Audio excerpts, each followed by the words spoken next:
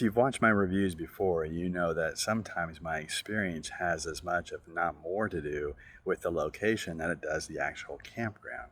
I have to be honest with you, I was here for 4 days and I didn't do a whole bunch of exploring. It's a huge natural springs area.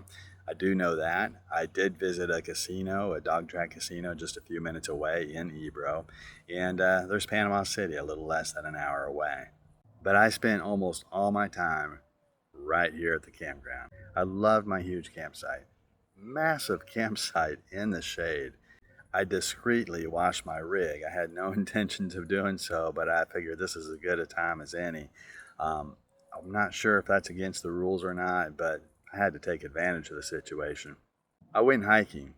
Now, don't get me wrong, I enjoy hiking, but it's not something that I usually focus on during a trip. I did a lot of hiking here. These trails just sort of lure you in. The cypresses and the wildflowers and just the natural beauty, it's hard to resist. Now, there's not a lot of activity at the campground, and that's a good thing because you just feel like unwinding here. I mean, you just start breathing easier right away because it's so quiet and peaceful. I would definitely come back to Sand Pond again. If you're looking for a campground to just relax, this is it. I give this one a rating of 5 or 6 days. I could easily spend almost a week here.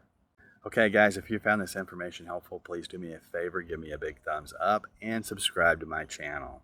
That's all I got for now. Safe travels, and I'll see you next time.